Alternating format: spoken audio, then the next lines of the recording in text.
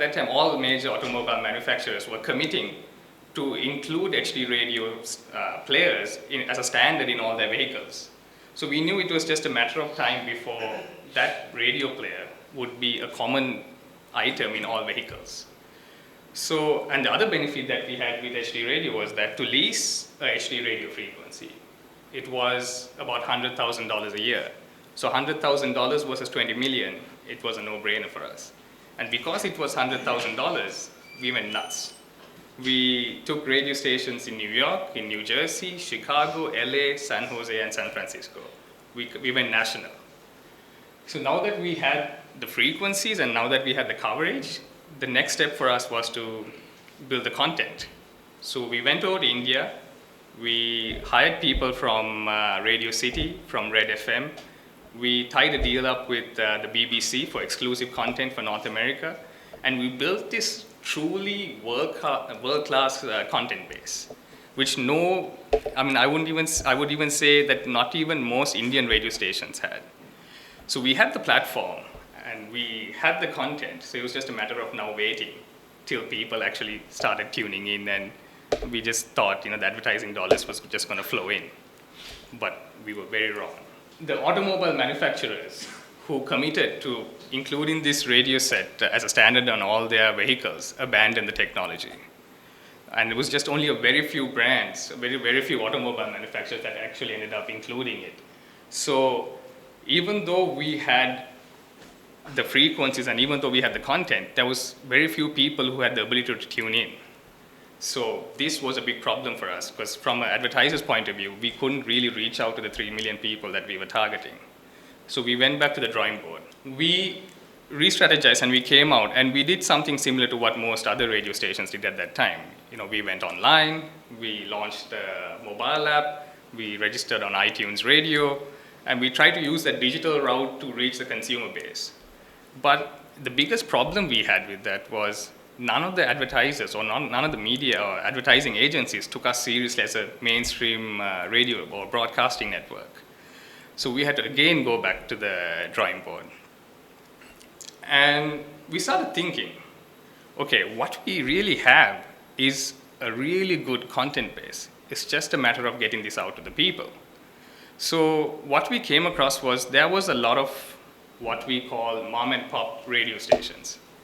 These are like guys in certain cities who would rent a couple of hours of the day from another radio station. So like say they would rent 3 p.m. to 7 p.m. and play Indian radio. And then the rest of the day, they would be like a Korean station or another multinational station.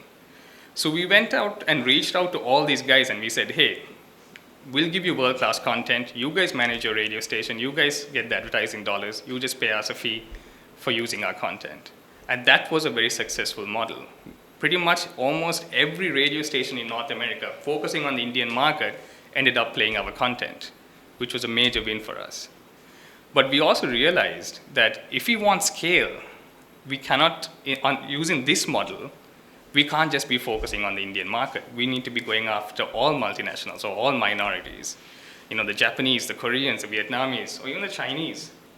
So while we were on that pathway was when we got to know that ESPN was tendering the rights or auctioning the rights to broadcast the FIFA World Cup live on radio in every language but English, because English they wanted to broadcast it themselves.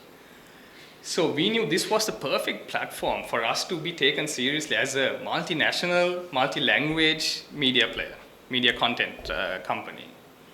So I remember going to the ESPN office during the tender day or the auction day, and someone told us that the cost of this license would probably be around $1.5 million. And we probably had about 10% of that in our bank account. So we had to be creative, right? I mean, it was two Sri Lankans, we're pretty good at talking, so we managed to convince them that we had the money. So we went in, we bid, we probably overbid it because, we had to compensate ourselves. So we went in and we actually won the license, which was a really good thing, but now we had to come up with the money.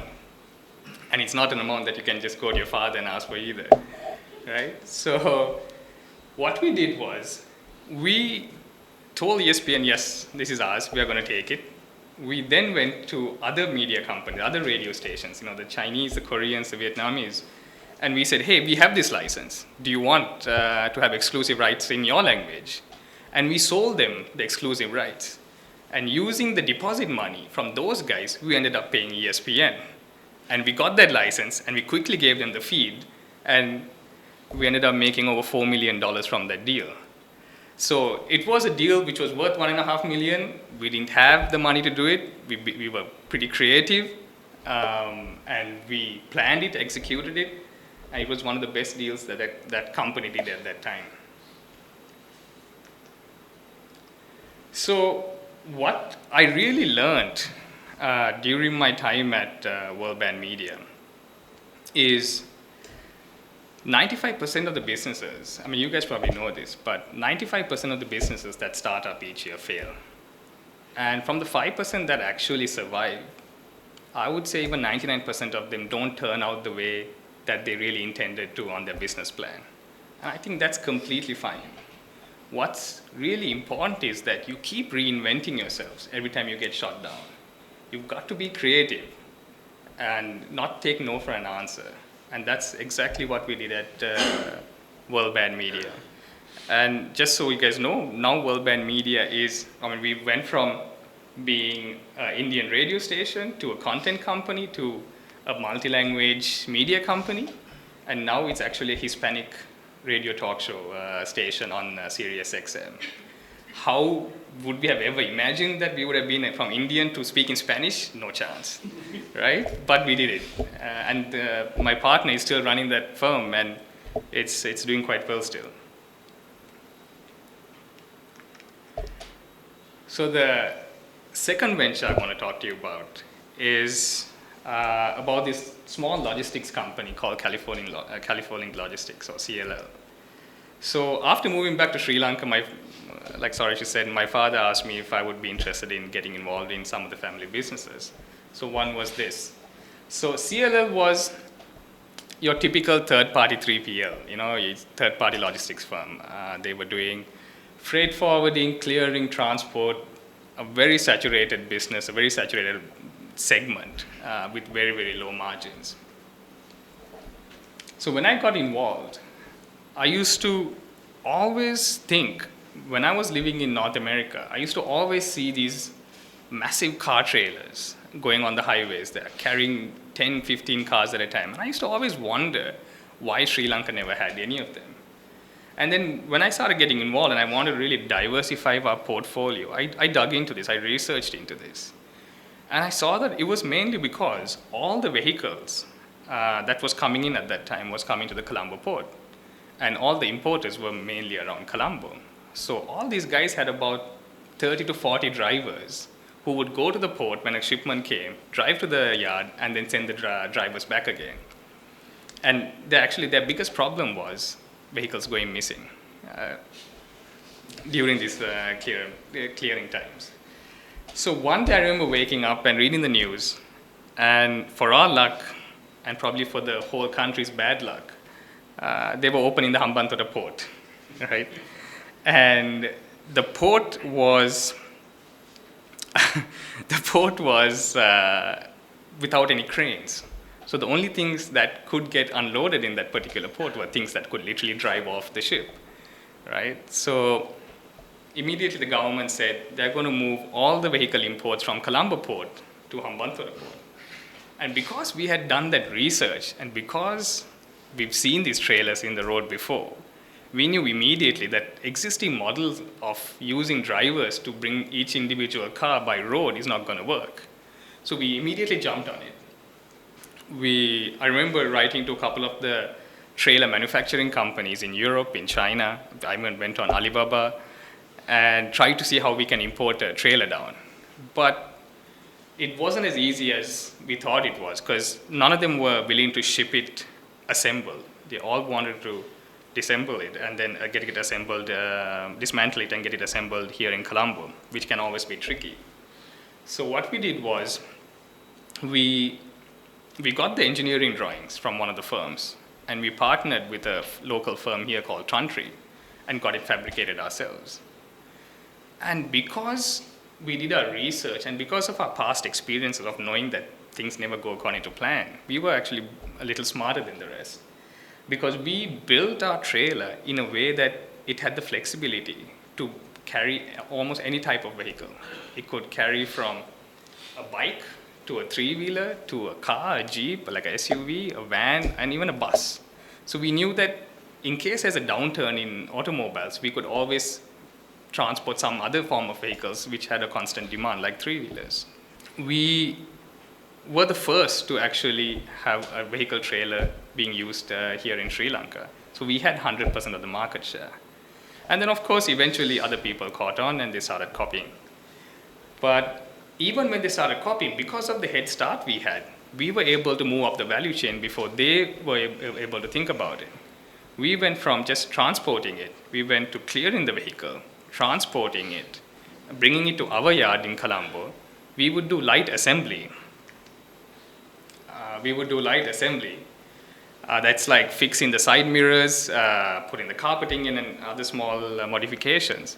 And then also monitor the stock levels of, say, for example, AMW or something, and see which of their outlets would have a lower stock. And then based on the sales, we would replenish those. So we were able to do that while the other guys were still trying to figure out how to bring vehicles from Hambantota to Colombo. And that really helped us to integrate ourselves into the supply chain or the logistics chain of those companies. And because of that, we still command 70% of Sri Lanka's automobile transportation market. And Sri Lanka imports almost 6,000 vehicles each year. So that's a pretty good feat to have. And because of that, it really put CLL onto a platform. And just over 5 years, we moved from being an 80 million rupee company to doing over 1 billion right now. And so if you ask me what my learning from CLL was, it was really jumping on an opportunity and connecting the dots. And don't be scared to make that decision. Because if you plan it out, and if you plan it out properly, and with seamless execution, the chances of you going wrong is actually very, very minimal. The third venture, which I would say I'm still very much involved in, is the apparel venture, which was Foundation Garments. So after two pretty successful ventures with the media company and the logistics stint, I thought, you know what, maybe it's time for me to get involved in apparel.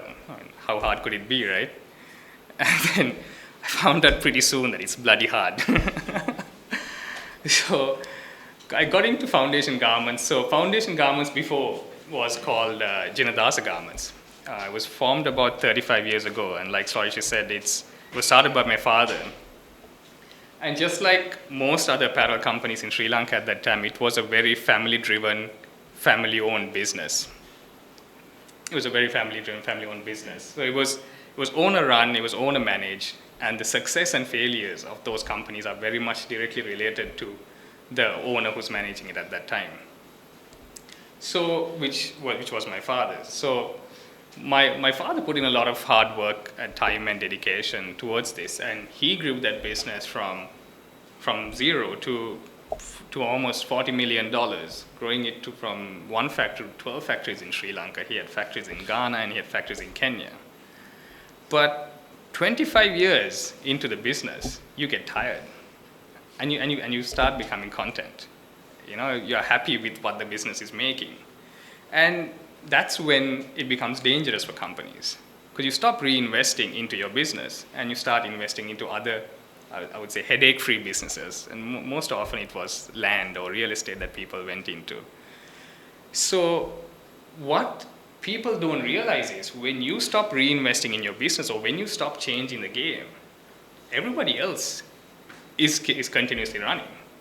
And you need to keep running to stay in one place. So the day you stop running, you actually start falling back.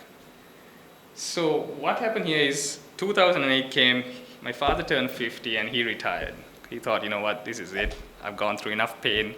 I can live comfortably from what I've earned so far. So he gave the company to be run by a bunch of managers who somehow managed to bring the company from $40 million to just $6 million in 4 years' time. And we went from 12 factories to 4 factories, with all the foreign factories also closing over the space of 2 years. And that's the time I really got involved. So because of my learnings from previous couple of businesses, what I first tried to do was I tried to understand the apparel business.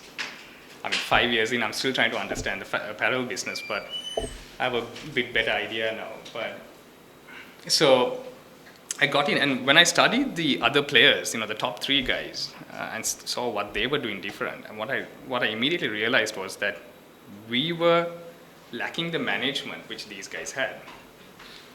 And that was a real catch-22 position for me, because Foundation Garments, or Jinadasa Garments at that time didn't have the best name because everybody knew it was shrinking. And we were too small to either attract or afford good management. So again, we had to be creative. So what did we do? We broke down the business into 2. We broke it into manufacturing and we broke it into trading. We had the 4 factories, so we actually franchised out the 4 factories that we have, and we gave it to 4 management companies to manage the factories on our behalf. We told them, you run the factories, you execute it, whatever capacity you produce, I will buy at a fixed price.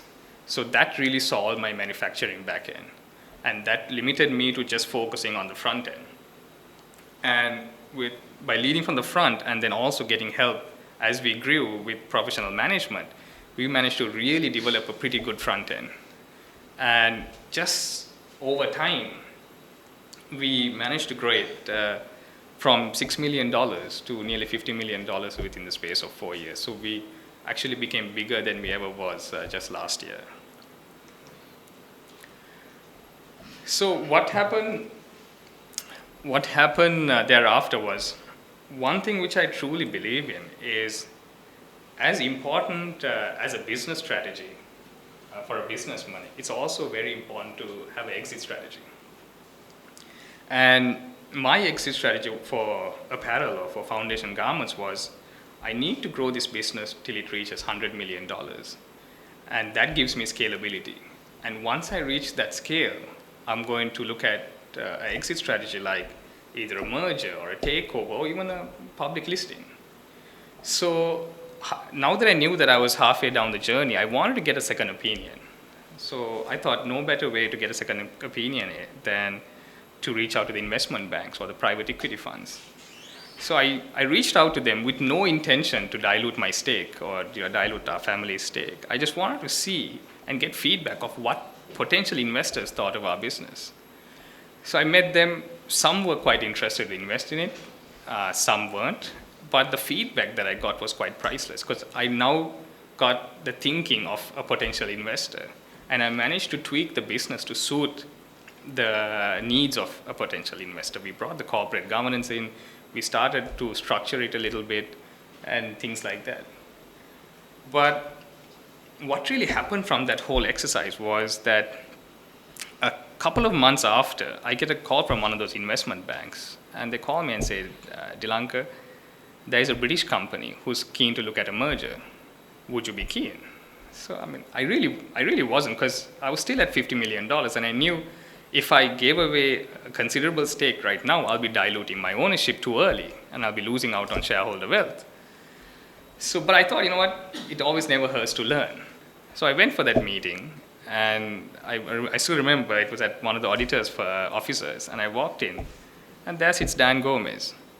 So I got a shock. I was like, okay, what's this guy doing in a so-called British firm? I was like, okay, is he advising, or is it MAS pretending to be a British firm? I was actually so confused, and I sat down, and then Dan starts talking, and he goes, look, I'm retiring from MAS, I'm starting a new venture, I'm getting involved in a new venture called Heller. This is what I'm going to do for Heller, this is what we're going to do in 5 years' time, this is what I want you to do, and this is how you fit into the organization. And he was giving that whole story, and that entire time I was trying my best not to smile and give it all away. So those are the 3 stories which I wanted to share with you. Those are some of the stories that I have gone through in my short career as a businessman, so to say. And those are experiences which has really changed me. And what I really value from those experiences is that every business I had a learning, good and bad. And it's always executing that learning into the next business that really helped me to avoid the same mistakes which I made previously. And one thing which I want to always tell you guys is, even if you're not a entrepreneur or be self-employed, even if you're an employee, what's really important is to come to work every day and keep reinventing yourself, keep reinventing your business, even if your business is doing well, because that's the only way that we can survive, by doing better than yesterday.